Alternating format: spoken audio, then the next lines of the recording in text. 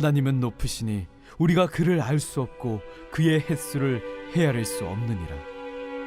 그가 물방울을 가늘게 하시며 빗방울이 증발하여 안개가 되게 하시도다. 그것이 구름에서 내려 많은 사람에게 쏟아지느니라. 겹겹이 쌓인 구름과 그의 장막의 우레소리를 누가 능히 깨달으랴. 보라, 그가 번갯불을 자기의 사면에 펼치시며 바다 밑까지 비치시고 이런 것들로 만민을 심판하시며 음식을 풍성하게 주시느니라. 그가 번갯불을 손바닥 안에 넣으시고 그가 번갯불을 명령하사 관역을 치시도다. 그의 우레가 다가오는 풍우를 알려주니 가축들도 그 다가옴을 아느니라.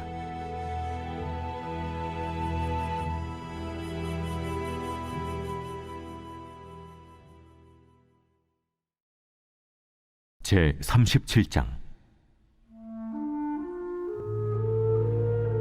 이로 말미암아 내 마음이 떨며 그 자리에서 흔들렸도다. 하나님의 음성 곧 그의 입에서 나오는 소리를 똑똑히 들으라. 그 소리를 천하에 펼치시며 번갯불을 땅끝까지 이르게 하시고 그 후에 음성을 발하시며 그의 위엄찬 소리로 천둥을 치시며 그 음성이 들릴 때에 번개를 멈추게 아니하시느니라. 하나님은 놀라운 음성을 내시며 우리가 헤아릴 수 없는 큰 일을 행하시느니라. 눈을 명하여 땅에 내리라 하시며 적은 비와 큰 비도 내리게 명하시느니라. 그가 모든 사람의 손에 표를 주시어 모든 사람이 그가 지으신 것을 알게 하려 하심이라. 그러나 짐승들은 땅속에 들어가 그 처소에 머무느니라. 폭풍우는 그 밀실에서 나오고 주인은 북풍을 타고 오느니라. 하나님의 입김이 얼음을 얼게 하고 물의 너비를 줄어들게 하느니라. 또한 그는 구름에 습기를 실으시고 그의 번개로 구름을 흩어지게 하시느니라. 그는 감싸고 도시며 그들의 할 일을 조종하시느니라. 그는 땅과 육지 표면에 있는 모든 자들에게 명령하시느니라.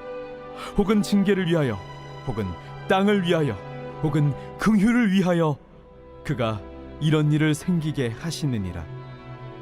욥이여, 이것을 듣고 가만히 서서 하나님의 오묘한 일을 깨달으라.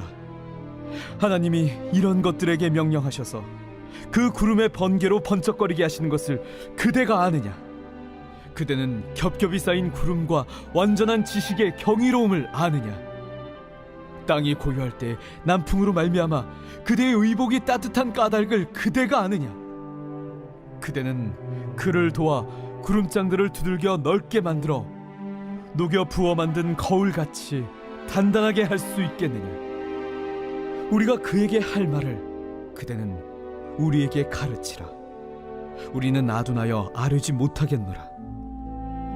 내가 말하고 싶은 것을 어찌 그에게 고할 수 있으랴? 삼켜지기를 바랄 자가 어디 있으랴? 그런즉 바람이 불어 하늘이 말끔하게 되었을 때 그 밝은 빛을 아무도 볼 수 없느니라. 북쪽에서는 황금 같은 빛이 나오고 하나님께는 두려운 위엄이 있느니라. 전능자를 우리가 찾을 수 없나니 그는 권능이 지극히 크사 정의나 무한한 공의를 굽히지 아니하심이니라. 그러므로 사람들은 그를 경외하고 그는 스스로 지혜롭다 하는 모든 자를 무시하시느니라.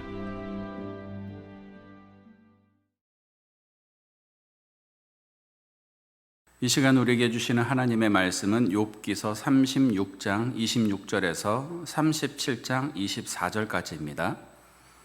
말씀의 제목은 이해가 되지 않을 때입니다. 그림 공부를 하는 수험생 또는 미대생 또는 화가들, 그 그림을 그리다가 뒤로 가서 자신이 그린 그림을 보게 됩니다. 바로 앞에서 종이만 볼 때는 보이지 않던 전체적인 균형이 한 발 뒤로 물러나게 되면 보이기 때문입니다. 삶도 마찬가지입니다. 일에 너무 집중되면 숲을 보지 못하고 나무만 보게 되는 경우가 있습니다. 자기 일에 매여서 다른 것들을 보지 못하고 그 안에서 헤매다 보면 무엇이 잘못되었는지 어떤 것이 문제인지를 분별하지 못하게 됩니다. 그래서 한 발 떨어져 객관적인 상황도 보고 자기 자신도 보고 사태도 파악하는 것이 무엇보다 중요한 일입니다. 엘리후는 욥에게 그 방향으로 충고하고 있습니다. 사실 욥의 눈에 보이는 문제는 명백했습니다. 그들의 자녀들을 한순간에 잃었습니다. 재산도 다 잃었습니다. 건강도 잃었습니다. 제 가운데 앉아서 깨진 질그릇으로 자신의 몸을 긁고 있었습니다. 온몸이 피투성이었습니다. 멀리서 친구들이 찾아왔고 하나님께 회개하라고, 빨리 이 자리를 벗어나야 한다고, 그렇게 친구들은 욥을 충고했습니다. 그리고 회개하라 말하였습니다. 하지만 욥은 아무리 생각해도 잘못한 일이 없었습니다. 친구들과 논쟁을 벌이다가도 시간이 지날수록 감정이 상할 대로 상했습니다. 더 이상 말하고 싶지 않았고 그들을 보고 싶지도 않았습니다. 욥의 상태를 살핀 인류가 이제는 눈을 들어 자연 만물을 바라보라고 충고하고 있습니다. 하나님께서 만드신 자연을 보면 우리가 얼마나 작은지, 우리 지혜가 얼마나 모자라고 부족한지 알게 될 것이야.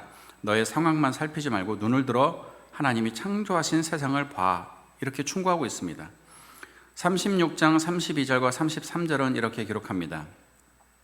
그가 번갯불을 손바닥 안에 넣으시고 그가 번갯불을 명령하사 관역을 치시는도다. 그의 우레가 다가오는 풍우를 알려주니 가축들도 그 다가옴을 아느니라. 천둥이 치고 우레가 치면 곧 바람과 비가 오는 것은 가축들도 안다고 말을 합니다. 우리 인간들도 하나님의 징조를 보고 미루어 판단하는 것이 당연한데 왜 너는 자신의 문제를 그렇게 바라보지 못하느냐라는 책망입니다. 그러면서 엘리후는 계속해서 말합니다. 37장 6절에 눈을 명하여 땅에 내리라 하시며 적은 비와 큰 비도 내리게 명하시느니라. 10절에도 하나님의 입김이 얼음을 얼게 하고 물의 너비를 줄어들게 하느니라. 그러면서 엘리후는 욥에게 묻습니다. 하나님께서 놀라운 솜씨로 자연을 운행하시는 그 깊이와 내용의 근본을 알고 있느냐? 이런 취지로 세 가지 질문을 던집니다. 15절과 17절 이렇게 말합니다. 하나님이 이런 것들을 명령하셔서 그 구름과 번개로 번쩍거리게 하시는 것을 그대가 아느냐? 그대는 겹겹이 쌓인 구름과 완전한 지식의 경이로움을 아느냐? 땅이 고요할 때 남풍으로 말미암아 그대의 의복이 따뜻한 까닭을 그대가 아느냐? 세 가지 질문에 욥은 한마디도 대답할 수 없었습니다. 어찌 인간이 하나님께서 창조하신 창조세계의 비밀을 알 수 있겠습니까? 당연히 바람을 불게 하시고 얼음을 얼게 하시고 따뜻한 남풍을 불게 하신다고 생각했지, 이렇게 하시는 근본적인 이유는 관심도 없었습니다.